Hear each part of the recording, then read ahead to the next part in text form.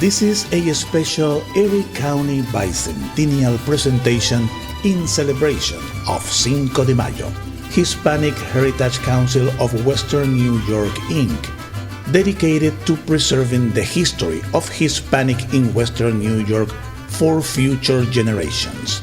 Presented by Mexican restaurants Taquería Rancho Las Delicias, 1516 Niagara Street.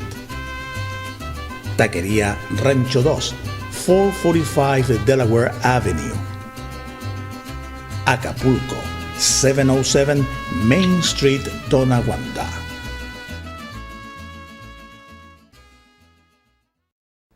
Well, welcome. Hispanic Heritage Council of Western New York welcomes you to enjoy a special program in celebration of Cinco de Mayo in Western New York. You may not realize this, but the Mexican community has been part of Western New York's fabric since the early 1930s.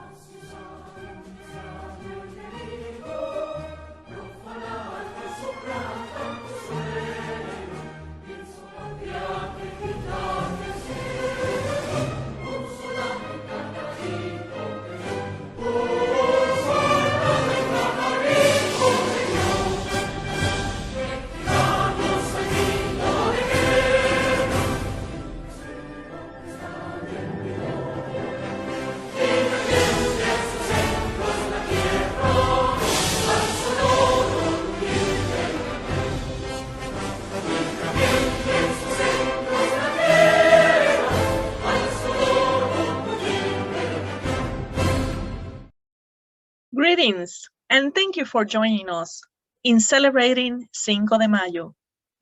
My name is Esmeralda Sierra, and I am the president of the Hispanic Heritage Council of Western New York. Saludos a todos y gracias por acompañarnos hoy en la celebración del 5 de mayo. Mi nombre es Esmeralda Sierra y soy la presidenta del Concilio de la Herencia Hispana del Oeste de Nueva York. El 5 de mayo conmemora la victoria del ejército mexicano ante el ejército del Imperio francés en la Batalla de Puebla de 1862.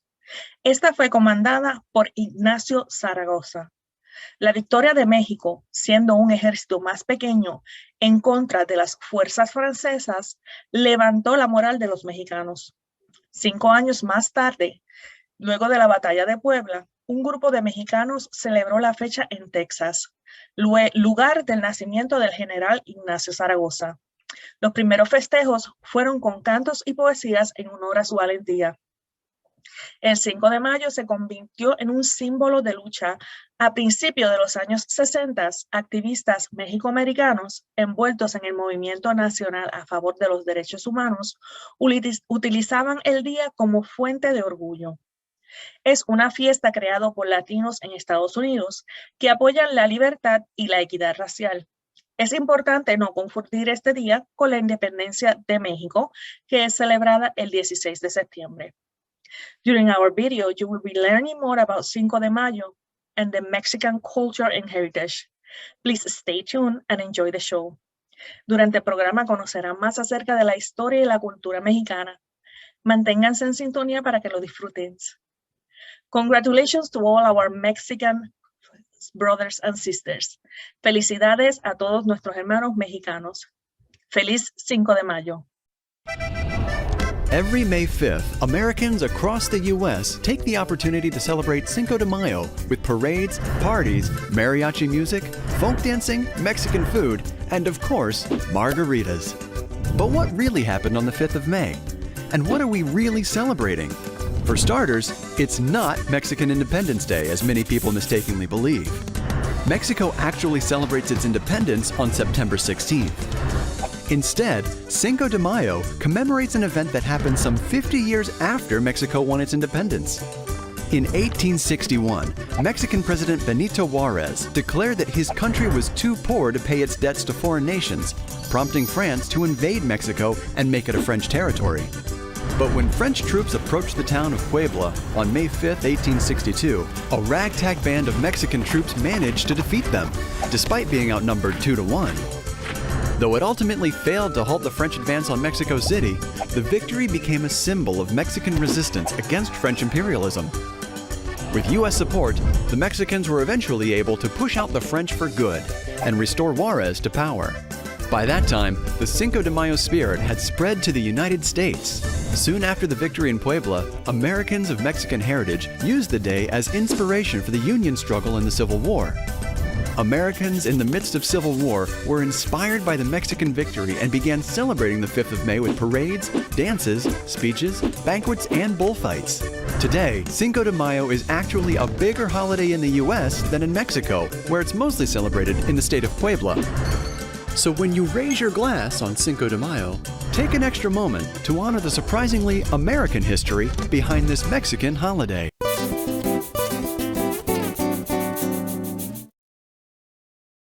Saludos al Hispanic Heritage WMY team for contacting us. We are Mariachi Tequila. We are very happy to play for you in this celebration of Cinco de Mayo. Woohoo!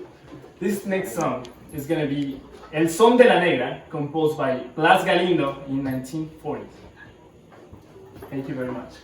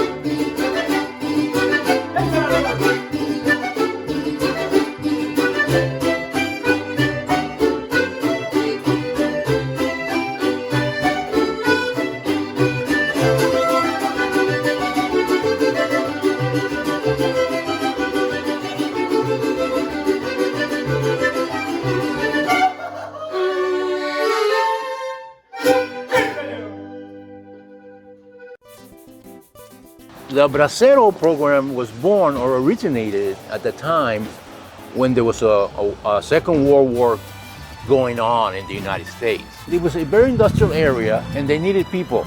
So they made an agreement with the government of Mexico and the United States to bring men and women to work in this area and in different areas of the United States. So now the Mexicans that came here fell in love, got married.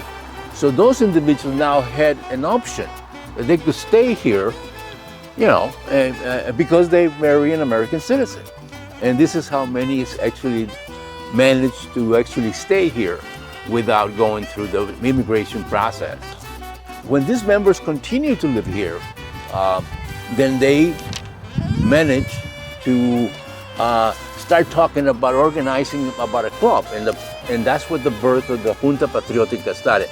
And La Fiesta Patriótica was going on for a long time, and they rented a place, and they in Watson Avenue in Lackawanna. It started out by just meetings, special celebrations that we would celebrate. Cinco de Mayo, you know, would be celebrated, and then many people would come and ask to see if we would rent it. It was nice, you know. It was plenty of parking. It just continued on to be a nice place to visit, a nice place to be. One person that comes to mind is Francisco Rivera. He was one of the leaders. Their wives became the Latin American Women Association. Their men did not want them to be part of the men's club. They were going to have separate clubs. After the years went by and people became older and moved, Bethlehem Steel closing, most of the people work in Bethlehem Steel, Republic Steel. And then, you know, when the jobs go, that was the kick of the mule. People lost a little bit of interest here and there. Western New York has a rich Hispanic cultural and a historic legacy. And it's important that we continue to nurture that legacy with not only the history of the past, but most importantly, of the present and the future.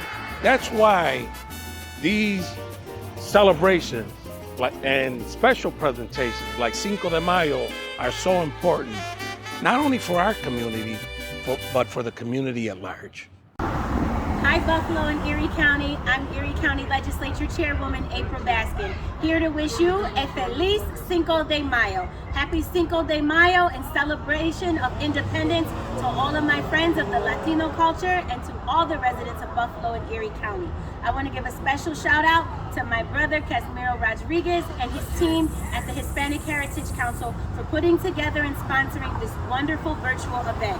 Happy Cinco de Mayo and God bless. Hi, I'm John Rivera, a member of the New York State Assembly, and on behalf of the State Assembly, I want to thank and congratulate the Western New York Hispanic Heritage Council for all the great work they're doing in preserving our history here in Western New York, and have a wonderful, great Cinco de Mayo. Thanks again for putting together this great event, and God bless and thank you. All right, we know history's everywhere, especially here in Buffalo. Take this parking lot, for example. It's right down the street from Shays. You probably walked by it, maybe parked in it at one point or another. But 130 years ago, there was a building here, and in that building was a man who gave music lessons. That man also wrote the Mexican national anthem. Jaime Nuno lived here in Western New York, lived in Buffalo, died here in Buffalo, and was buried at Forest Lawn Cemetery. Okay, so how did the author of the Mexican national anthem come to live in the Queen City? Well, it's a winding road. He was born in Spain in 1824, studied music, and then moved to Cuba when he was 27. That's where he met Antonio Lopez de Santa Anna, the former and future Mexican president. When Santa Anna returned to power in Mexico, Nuno went with him to oversee the military bands. Well, at the time, the government was also holding a contest to come up with a national anthem. Nuno entered and won. Unfortunately, Santa Anna was overthrown, so Nuno fled to New York City to work as a conductor and an opera director. Soon he became burned out, and a friend suggested teaching and said there might be opportunities in the growing city of Buffalo. We needed sort of a starting point of creating this project. The Hispanic Heritage Council recently put together a timeline of Hispanic influence in Western New York, starting in 1869 with Jaime Nuno. Nuno began to make his mark. The 1888 city directory shows him as music director at First Presbyterian Church and teaching on Pearl Street. And then came the Pan Am Exposition of 1901. During the Pan American Exposition, Honduras, Mexico, Ecuador, Puerto Rico were represented. For the Mexican exhibit, organizers imported a Mexican military band. Now, the Mexican military band got excited when they found out that Nuno was living here in Buffalo. They knew he lived on Delaware Avenue, but weren't exactly sure what the address was, so they marched up and down the avenue playing the Mexican national anthem. And sure enough, eventually, Nuno, whose house stood at 169 Delaware, came out. At the age of 77, he was rediscovered right here in one of the unknown stories of Western New York. Muchas gracias. La siguiente canción va a ser Cielito Lindo, grabada en 1882 por Quirino Mendoza, dedicada a su esposa que tenía un lunar junto a la boca. Esto va, Cielito Lindo, de sus amigos Mariachi Tequila. Sí, señor.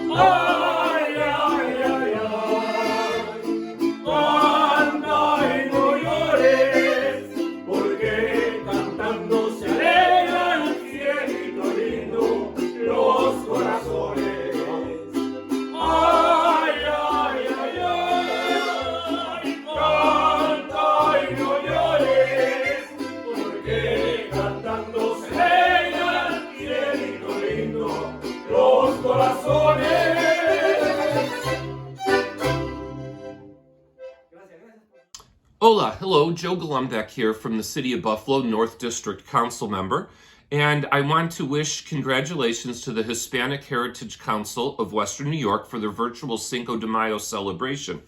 Now, every year, I drive my Puerto Rican friends crazy by wishing them a happy Cinco de Mayo, and I usually add, because I know what an important day this is for Boricua near and far. Now, I'm kidding. I'm joking around with them. I know that it is a Mexican celebration and festival, but I bring that up because that's one of the reasons I have been a longtime supporter of the Hispanic Heritage Council of Western New York. You celebrate and share the beautiful mosaic of Hispanic, Latino, and indigenous culture in all of its beautiful and variations of form for all of us. And for that, I say thank you and muchas gracias, mis amigos. I just want to wish everyone a happy Cinco de Mayo for those that celebrate the Mexico victory over the French in 1862. I want to wish you a happy Cinco de Mayo as you celebrate with your dancing, your customs, your music, your folkloric.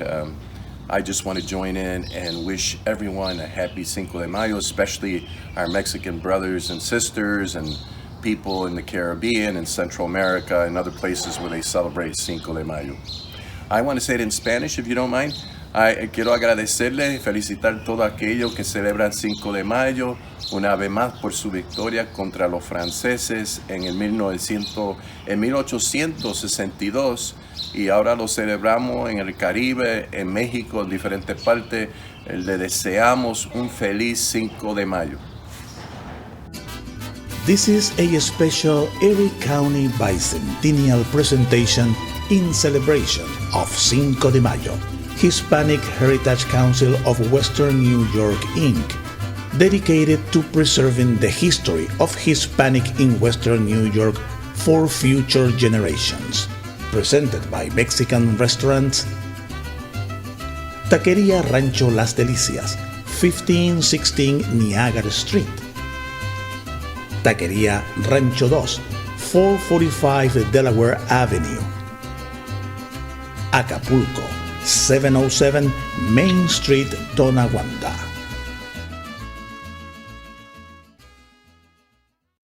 We welcome Manny now to the big picture, and I welcome him especially because he's one of my oldest and dearest friends.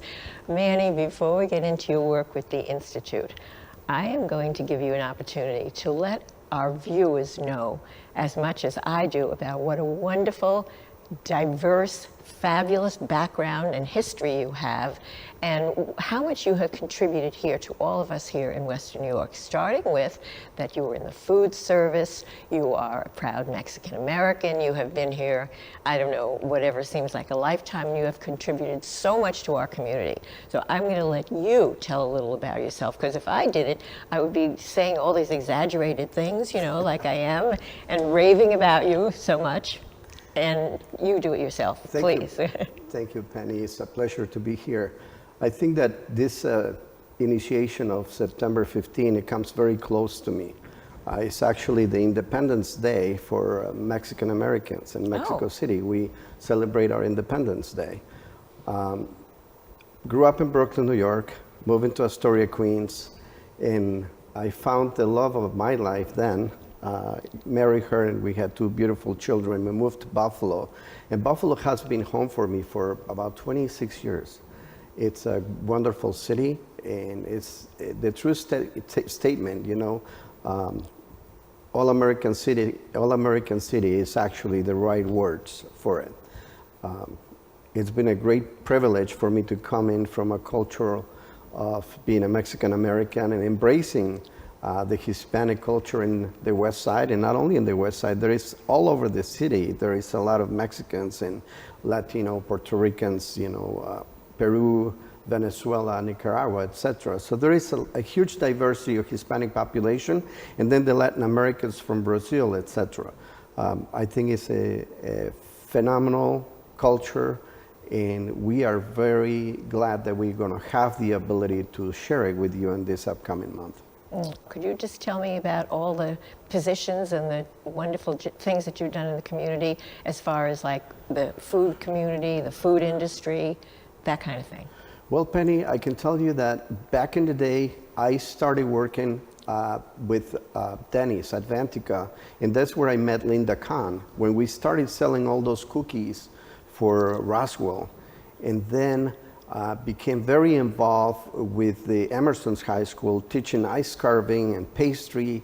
And I get involved with working for a great company, Compass, in Sodexo, and food service, where I was managing college education, Buffalo State, etc. Working in those companies give me the ability to work closely with the Food Bank of Western New York, work closely with companies that are like Goya. They are sponsors of a lot of things, not just being popular in Wegmans and Tops, but they are big contributors. I master myself as an ice sculptor. I love doing pastries and baking these gigantic cakes. I was a food styling for the Food Network and working with all the celebrity chefs when they were all crazy.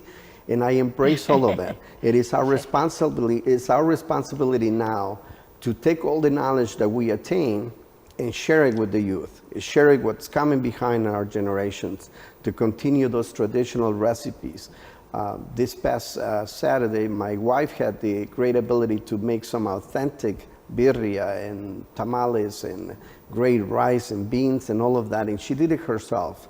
Lindsay is an Italian-American human being, and she is just phenomenal, and Mexican-American community too, because she does great meals. Now, how did you get involved with this capital campaign and become chairperson for the Institute? Cass actually came to me and thought that I was a person with enthusiasm and a connection that I will be able to somehow forcibly get the money from all my friends. I have helped the community. No, by the force of your personality. That's what it is. I have helped a lot of organizations, the JDRF, again, Roswell Children's Hospitals, ECMCs, galas, everybody that has some type of fundraising event. I have always been behind the scenes and helping with Mr. Russell Salvatore and his foundation, assisting a lot of contributions to the children and adults and young adults. And Cass came to me and asked me if there is a possibility that I would commit, and I said absolutely. What is the importance of this institute? The importance is to, I think that what we are underprivileged of 45,000 residents that live in Buffalo, we need to have the ability to get everybody out of their corners and their little homes and come out and participate and celebrate their culture. Most importantly, to be proud of who they are. You know, when we do the Puerto Rican parade in New York City, everybody comes out. Everyone, every single Latin American person that lives in New York comes out to the street to actually scream and celebrate. Absolutely. I want to do the same thing in Buffalo.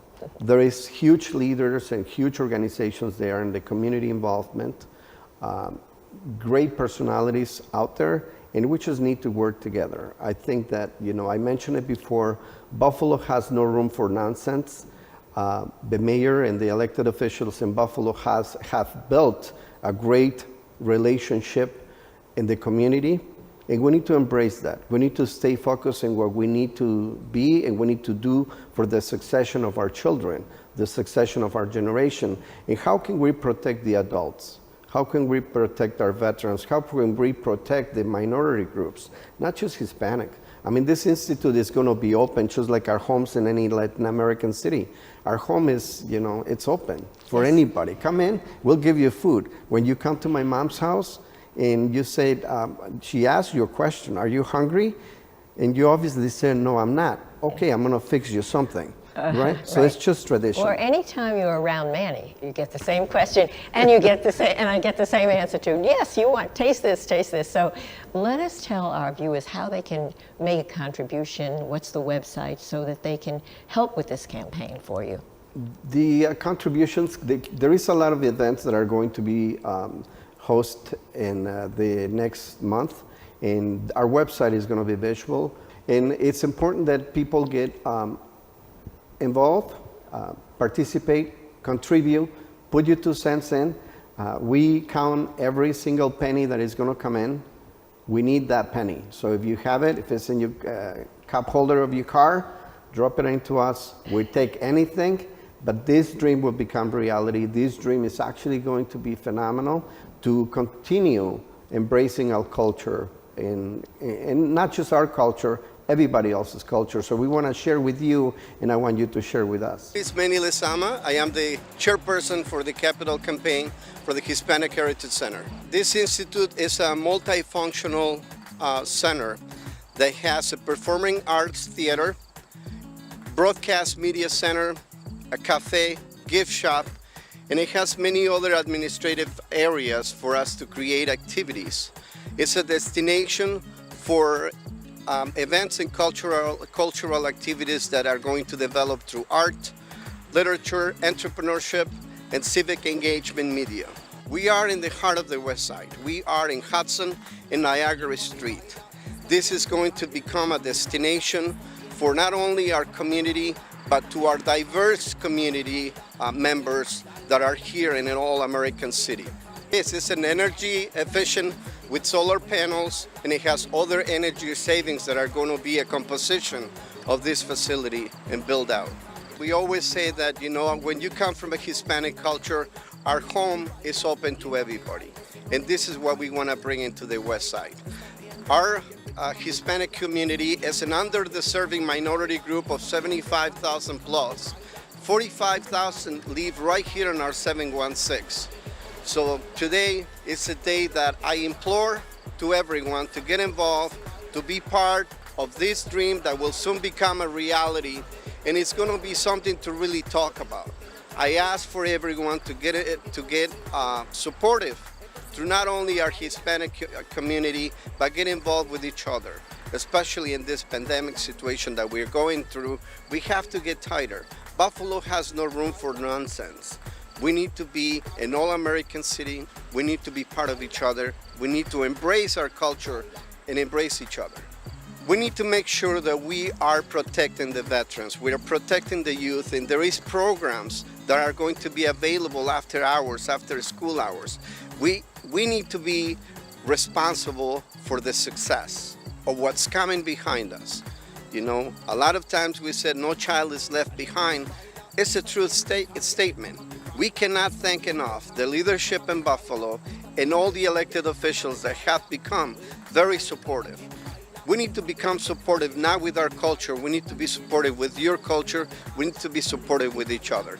This is a diverse city, and we need to embrace it. An all-American city that has no room for discrimination of any kind. We have our own culture, and we need to maintain. We need to keep up. We need to help each other. As you can see, there is a lot of money in this developing area, and it's an upcoming area. You can lose the hope for what's coming. And in behalf of the board members and myself, I thank you in advance for being part of this celebration, for being part of this building that is going to become a great reality, and it's going to become history. It's going to become something so amazing that it's only the beginning, because the Hispanic Heritage Center and cultural activities will be vibration in Niagara Street. We'll be embracing every event that it will happen, and it'll start right here. I want to thank Carl Palladino, Mayor Byron Brown, some of our contributors, Oshai Foundation, National Grid, and Erie County. We cannot do it without them. We cannot do it without you. So I ask that you get involved. I implore for you to be part of this dream that will become a reality. They can find information in the hhcinstitute.org. Explain, Manny, which you're really good at, how important it is that we live together peacefully in this diverse society that we have. Well, Penny, you know, I was in Chicago before I came back home to Buffalo, and it's very sad to see everything that is happening. Today, more than ever, the leadership in our government needs to really step up and do their job. They need to guide us to what a success story needs to become. What I'm talking about, all the elected officials, our mayor, they need to continue to do how they've done so far. Buffalo has no room for nonsense. We have no room for discrimination of any kind, and we need to stay just focused on the success of that. We need to ensure that no outsiders are coming to disrupt our culture, and we need to remember who we are. We are an all-American city. We are a community that are very willing to help each other. I will tell you a very short story. When I first moved into Buffalo, I came into Derby. And as I was loading my groceries, some guy came and helped me trying to load up my groceries in my car. My first initial reaction was I wanted to beat this guy up. But then my father-in-law then at the time said, relax, this is Buffalo, it's normal, everybody helps you.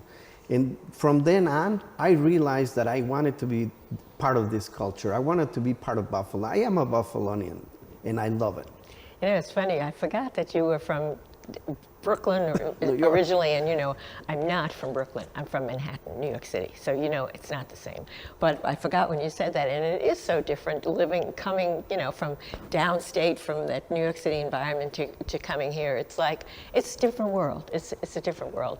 You're working with Casimiro Rodriguez from the Hispanic Heritage Council of Western New York, who is a prominent role model here in the community, and some other prominent, important people, the mayor and some others. Want to tell us about who that is? Yes, so Casimiro Rodriguez has been, his anniversary is actually coming up, and 10 year anniversary of his success of this organization.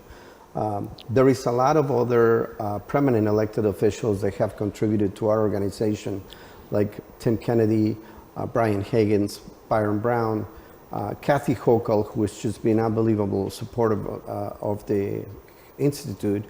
And there is a lot of not just the elected officials, the board members that have worked tireless to make this a dream come true. And it's only a matter of time before we build up and get ready and then start moving into a next project. But Casimiro has worked very, very hard on this project, so I'm excited to be part of it. For a long time, too. Yes. And this just shows, when you said this, how diverse and how many members of the community, like Tim Kennedy, the mayor. It's not only one segment, as you've pointed out, of the community. It's everybody. I think it's everyone, and I think that that's what you got to embrace. You got to embrace the city of Buffalo and how everyone is out to help each other. It's just a huge pandemic in a different way if you really think about it. Buffalo is very committed to help each other. Whenever somebody is at harm, do you need a fundraising for this or this, there is always someone that is going to come and help. And I think that we need to concentrate on that. We need to remember who Buffalo is and remember to be proud to be a 716 member. That's so true. The City of Good Neighbors.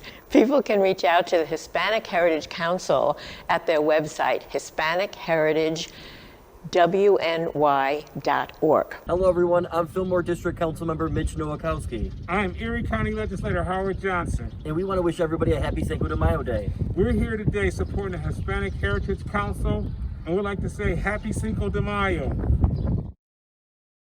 Hola, nuevamente estamos de regreso con la siguiente canción. Primero que todo, un saludo a la señora Esmeralda Sierra y la Junta Directiva. Nuestra próxima canción es llamada Guadalajara, escrita en el año 1937 y está interpretada por varios cantantes, entre ellos Vicente Fernández y muchos más. Aquí les va.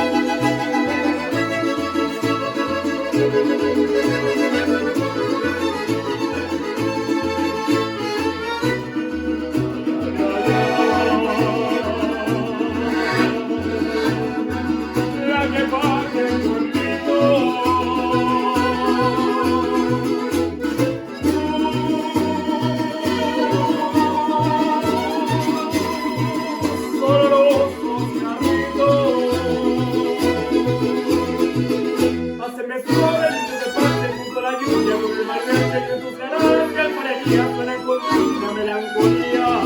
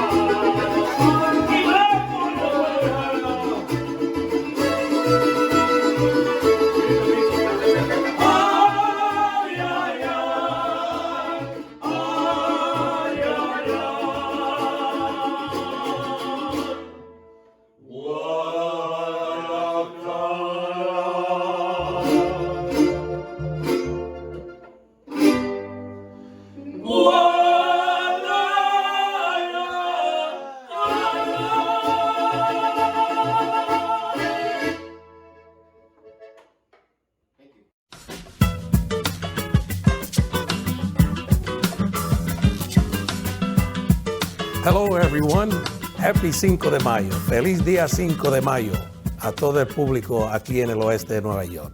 I'm Kaz Rodriguez and I'm the chairman of the project for the Hispanic Heritage Cultural Institute. And I'm here with Manny Lezama. I'm the Capital Campaign Chairperson for the Hispanic Heritage Institute and our friend and fearless leader, Esmeralda Sierra. I am the president of the Hispanic Heritage Council of Western New York. Feliz Cinco de Mayo y saludos a todos. Gracias por estar con nosotros en el día de hoy. And we're here at the Explore More Kitchen.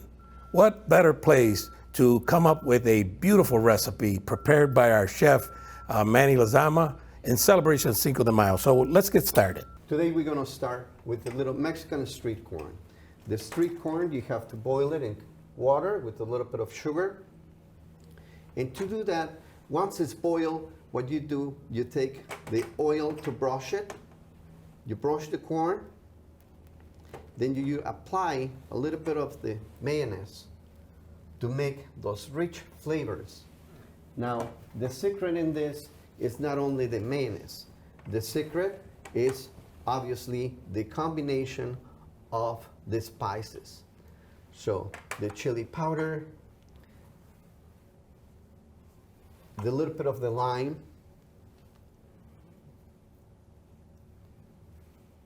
and of course the cotija queso that goes on the top of the corn. Manny, where can you find some of the ingredients? Because you mentioned some unique ingredients there that I've never heard of. Yes, so this is queso Oaxaca. The Oaxaca queso is actually cheese that is utilized in quesadillas. And what we're doing here, this is a contraband that gets really found in our local stores like Tops, Wegmans, Aldi's, Trader Joe's. Those are great stores that have always value the diversity in their community, and there is where you find the secret recipes, right? Okay. And can you tell me the spices again? The spices on this, your mise en place will be your preparation. It's cayenne powder and paprika. And chili powder. Chili powder, paprika, manchego queso, cotija queso, limes, olive oil, and mayonnaise. So today there is actually a few things that we are going to share. Our recipes from our family tradition and generations have always been our favorites. And our favorite three recipes, we have the chicken flautas. It's a very simple step to have a corn tortilla for health and wellness, of course. And that is filled with a little bit of the pulled chicken. We roll it up just like so. And then we put a little toothpick so we can then deep fry it in a little bit of oil. Once it's deep fried like that, then we can have it, product already finished. And there is steps to put the flautas that can be baked or can be fried. And of course, they get topped with a little bit of the shredded lettuce, some of the tricolor roasted tomatillos, and then we have the queso fresco to go on top. And for nutrients, obviously my favorite, the avocado. You have to love avocado. Who doesn't, right? Yes. And then to top it off, obviously this is an option. This is a mild tomatillo salsa, which is made with green tomatillos, the onions, cilantro, a little bit of garlic, and then they get blended in.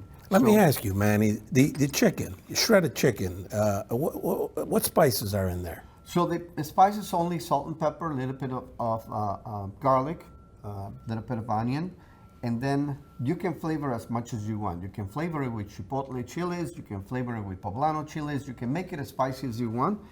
Traditionally, not many people like to have a spicy food nowadays, but again, it's all an option, right?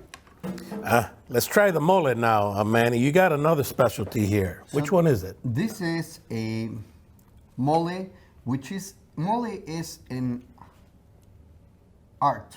To make mole is art, because this is a combination of 16 chilies, almost 17 ingredients. And these chilies get mixed up with cocoa, which is the chocolate, to give a little bit of sweetness into the mole.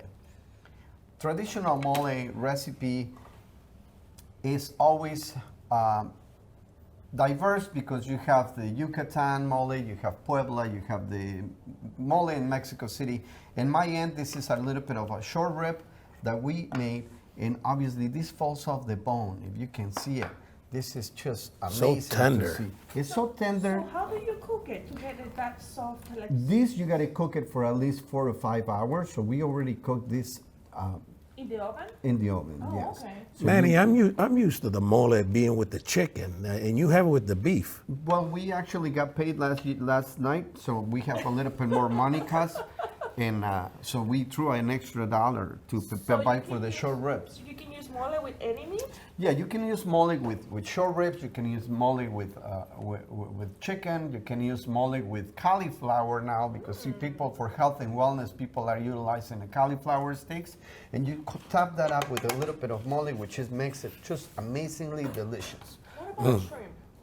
Oh my God, shrimp. You can make a shrimp brochetas with a little bit of, you can take a little bit of red pepper, you can put yellow pepper, you can take some of the onion. I hate onions, but I cook with them. But the recipes are the recipes, and you cannot take that away. So a mole traditional is something that you can put, again, you braise it out, you do a little bit of the mole on the top, you put a little bit of the short rib, like this, to make it so amazingly delicious. And again, the toppings are always the same, because you want to put you can put some spice, you can put lettuce, you can put What is this, hot sauce? This is actually a tomatillo salsa. Tomatillo. Yes. You know how to eat a taco, Cas? So the taco, you normally fold it and you eat it. All right? So this is for you. Okay. This is your Christmas present, because I won't be around. Thank you. Manny, can you tell me more about the chocolate? Because I think of chocolate or something sweet. Is that sweet? Chocolate is sweet. So this is a contraband. And I always talk about contraband because this is what they carry at the stores at Wegmans, Tops, Trader Joe's. You know, Wegmans has always valued to do the mole Doña Maria that is already made and all you have to do is add the water and the chicken broth. So those are things that are very valuable. This is a chocolate bar. It's a very sweet chocolate. And what you do when you make those chiles, you blend them. After you blend them, then you let that chocolate that you're going to break that bar, and you let it simmer with the mole. The mole takes a little bit, about 3 or 4 hours to make. So that's not a joke, right? The same thing with tamales, that you got to steam them for a long time. And this is a great, great product that is been in generations in our families for so many years. Obviously, this is the same product that you utilize to make the hot chocolate.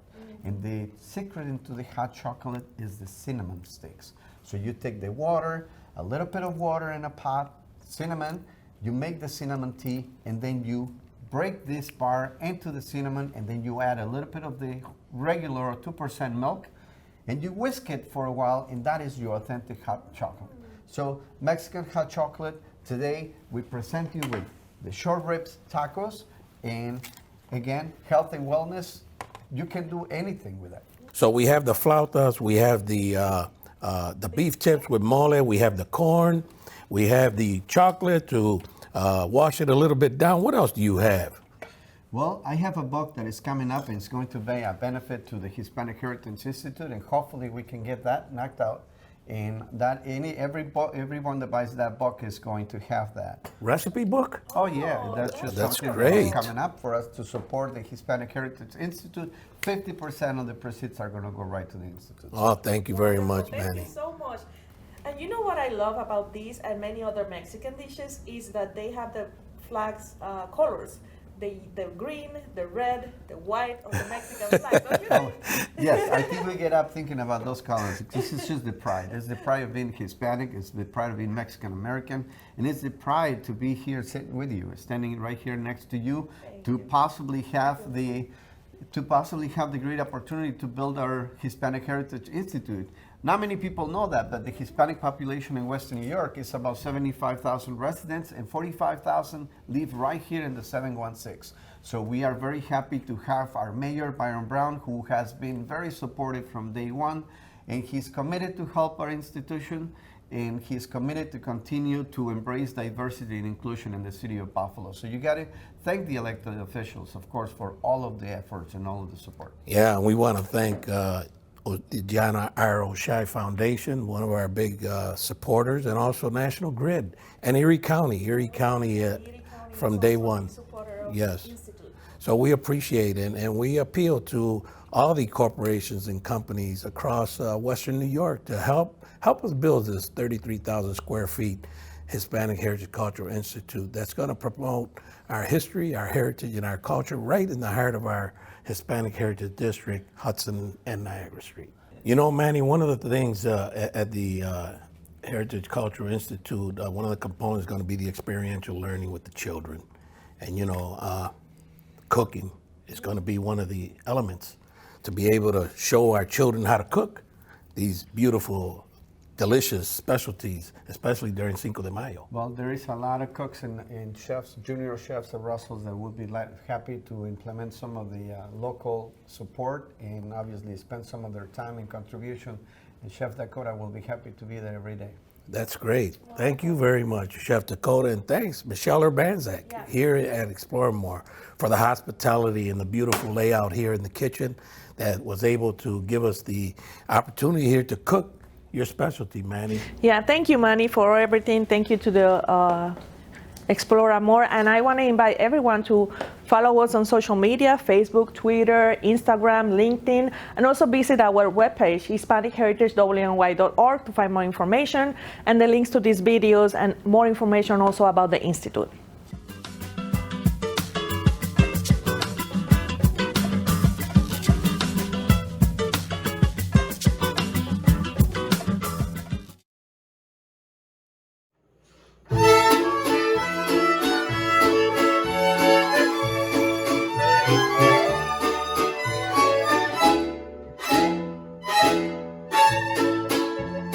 Voz de mi guarda mía, ay,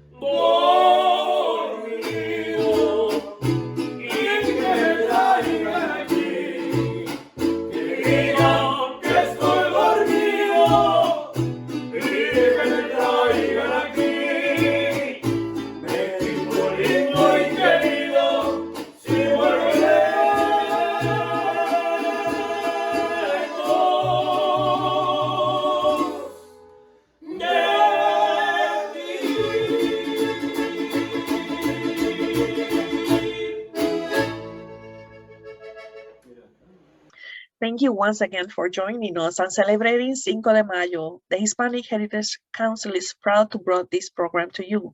And we want to thank all our sponsors, especially today's, which are Taquería Rancho Las Delicias, Acapulco Restaurant, y Taquería Rancho 2. Without your help, we couldn't make this possible. Muchas gracias nuevamente por unirse a nosotros en el día de hoy a celebrar el 5 de mayo. Queremos darle especial agradecimiento a nuestros auspiciadores para este programa especial, que son Taquería Rancho Las Delicias, Restaurante Acapulco y Taquería Rancho 2.